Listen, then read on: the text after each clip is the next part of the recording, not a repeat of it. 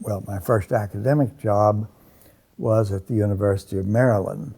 And they didn't have any particular interest in Latin America, but at least I did teach. It was a required course there for economics majors, an undergraduate course on the history of economic development. And while that was focused chiefly on Western European development and U.S. development, one could work a little bit of development into it as such. But the real breakthrough for me personally came when first of all, I had a Ford Foundation faculty fellowship while I was at Maryland, and that enabled me to spend 15 months in the Library of Congress and the Library of the Pan American Union and other libraries around the Washington area, most notably the World Bank and the International Monetary Fund Library, doing research on my first major book on Latin America. It wasn't my first one on Latin America, but it was the comprehensive study of Latin American economic development, historically viewed. And so that was a wonderful opportunity.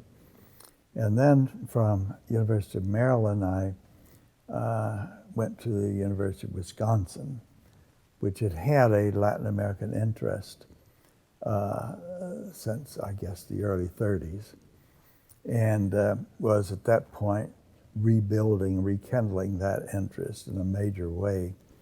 So I spent the next 10 years at the University of Wisconsin at a really wonderful time for the flourishing of Latin American studies, you might say. It was a period of time when the foundations were all pouring a lot of money into Latin America, so you could pretty much do what you wanted to do in the 60s. It was also a time when the U.S. government, prompted by what had happened in Cuba as much as anything, began to develop a lot more interest in Latin America. And so there was governmental support for Ibero-American studies as we had there, or Latin American studies generally. And then an opportunity came up to move to the University of Texas, and I guess partly for family reasons. My father had terminal cancer. He was in Texas, and we couldn't do much to help the family from Madison. So when the opportunity came up to come to Austin, or come back to Austin, we moved back, and I became Associate Director of the Institute here, Institute of Latin American Studies, or ELAS, and then the director was a wonderful man, a scholar, Stanley Ross, moved on up in university administration, so I became director of the Institute here for, I guess, until around 1984 or so. So it was a long period of time. And, but it was an interesting period. We had many things going on in the Institute then. We had interdisciplinary seminars that we introduced as a regular requirement. We set up the three area studies offices. One was the Mexican Center, one the Brazil Center. They flourished and continued to flourish. We had one on the Andean region. For some reason, although there was a lot happening in the Andes in those times, that didn't quite take off the way the other two did. One of the things that helped the Brazil Center was that we were really trying to develop the Portuguese and Brazilian studies program. So we gave it a lot of emphasis. We even had, we had a wonderful scholar in Portuguese who spent his life, you might say, trying to promote the study of Portuguese literature and language and all of that. And we even had a second one who came. And then a third development in the language area was that Orlando Kelms developed an interesting course on Portuguese for Spanish speakers.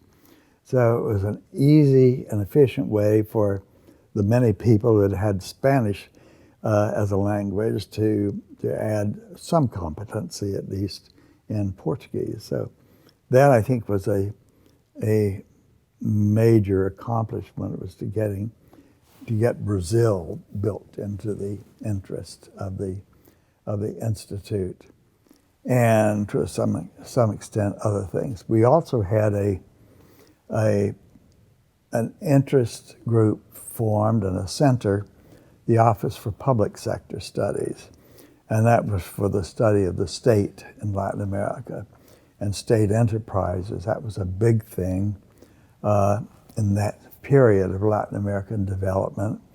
It was just before privatization became so popular in Latin America. So we had a lot of interest visiting specialists on that particular topic as well.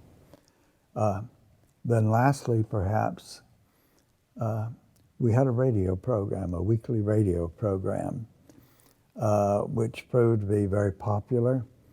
The person who was the broadcaster for that during most of the time that I was director was Jim Angle, who was hired away by National Public Radio at a salary we couldn't even begin to approximate. But he got it started in a very effective way. And that was useful for our program, not only because it helped spread knowledge about Latin America to the general public, but it gave us an opportunity to have noted people in the field as interviews on the Latin American radio program, and it provided an opportunity for supportive graduate students to do the research for the program and work on the copy and all the rest. So that was a very notable thing, I think. It generated a lot of interest in Latin America, I think, around the country because it was broadcast nationally. And sometimes in unexpected ways.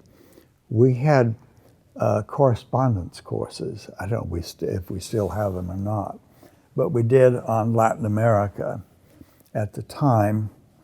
And I think the radio program generated a certain demand for correspondence courses. And we became aware of the fact that there seemed to be a lot of people in Texas prisons taking courses by correspondents on Latin America, particularly courses on Brazil. And then it dawned on us later that Brazil had no extradition treaty with the U.S., so when they could get out, they would head for Brazil, presumably with some competence in Brazil, and be safe. So anyway, we had a lot of fun, I would say. It was an interesting time. So much was happening in Latin America.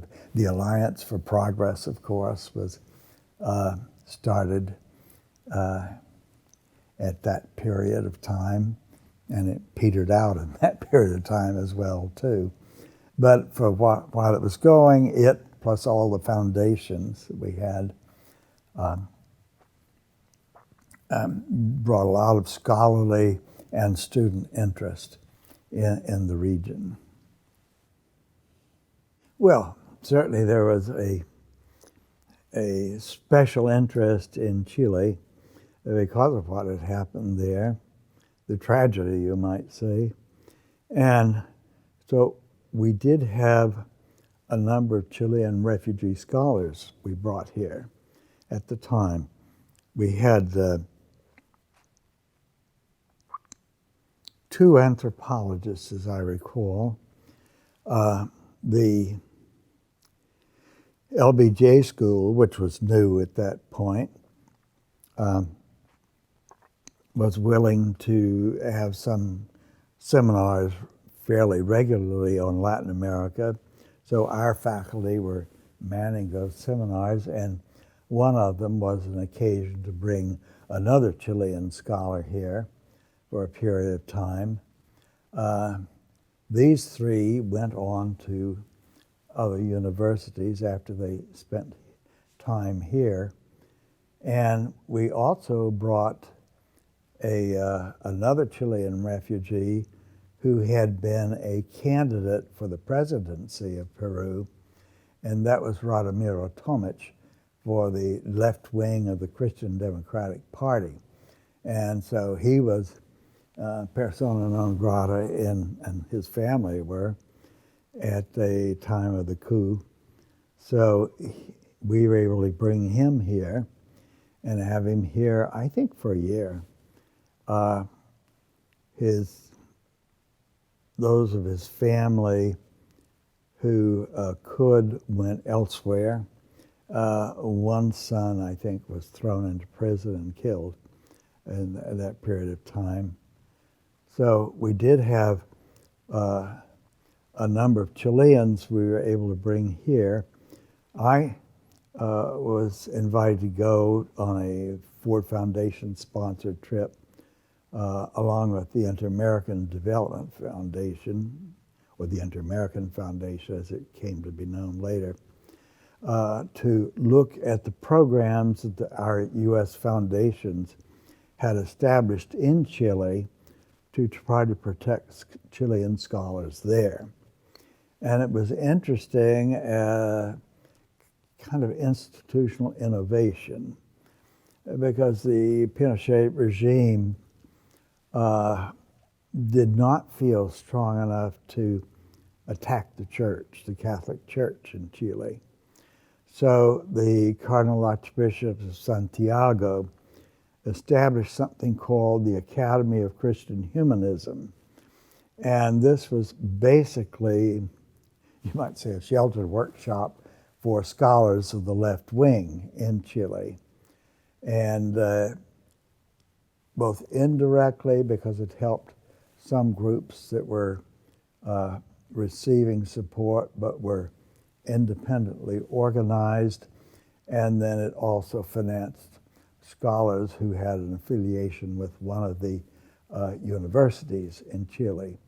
And so it provided protection there, and I went down to see how that was operating with two other people, and we were very pleased to see that the U.S. academic community plus the foundations had pitched in to help, because universities around the states were sometimes with foundation support bringing Chilean scholars out to spend a period of time on a U.S. campus. And meanwhile, the Academy of Christian Humanism was flourishing really in Chile as a local protected refuge, you might say, from the full force of the state persecution. When or how did you realize that ILAS had international impact, and what was that impact? Oh, I think that was clear really from the beginning, because we had a very active program of bringing lecturers here from Latin America. Lecturers, not for a whole course or semester or something like that, but to give lectures. We had our annual big lecture, you might say the Hackett Lecture, named after the founder of the Institute. And we would bring notable scholars from Latin America. I think that was one of our most important things. It also gave our students an opportunity to interact with these visiting notable scholars, sometimes to get suggestions on their own research work, or to point them to important topics as perceived by specialists in Latin America, which was not necessarily always the same as they were seen by specialists from the United States or Europe for that matter. We also, with our funds, were able to bring a number of specialists here on Latin America from Europe. Of course, some were visiting professors in history from England, or economics from England also, or from other places in Europe. So I think it enriched our program enormously and gave the students a more cosmopolitan view of Latin America, not just a North American academic point of view, but the scholarly point of view, or political point of view for that matter, for people from other parts of the world. I think the faculty here, in general terms, are like faculty any place, and they are, primarily responsible to their departments and their own discipline. And so normally faculties lead a sort of confined life, as it were, to their particular discipline and their particular department here. I think the value of the Institute of Latin American Studies, or any similar interdisciplinary institute which has a teaching program as well as a research program, is that it brings the faculty together across departmental lines and encourages collaboration sometimes across departments. We never really had, after 1 or 2 years, official approval for an interdisciplinary seminar. So we had to, as the Brazilians would call it, do a little jeito around this problem. So since we had our own seminar rooms over here, we could schedule 2 seminars to meet concurrently in adjacent classrooms on the same topic, but by faculty from different departments. And we were not going to be the hotel detectives and say they couldn't mingle their classrooms and students and so forth. So we had interdepartmental seminars, but we had to do it on the side, as it were. Those were extremely valuable seminars for all the students and also for the faculty, because they learned more about what they could learn from collateral disciplines. I would say that my time here gave me a fuller appreciation than I ever would have had I remained in Wisconsin or some other place, of the true strength and richness of this program.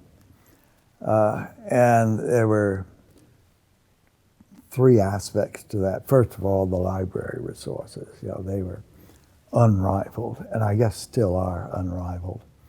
The only place, and this is, I think, more or less an established fact, that has more material on Latin America is the Library of Congress. But as you know, there it's scattered all throughout the library. There is a Hispanic center, but it doesn't have a collection surrounding it the way we have here, so it's much useful. I was in Berlin 2 or 3 times while I was director, and the head of the Iberoamerikanische Institute in Berlin, which is set up as a foundation, was in a sense remodeled because it had existed before the war. It was kind of burned out during the war and bombing of Berlin. But when it revived after the war, it revived largely under the leadership of their head librarian, who had come here to study with Nedley Benson and taken our library back as a kind of model of what their research library should become. And they did a very good job of building a wonderful research library there, but it was kind of inspired by Nedley Benson and the Latin American collection here.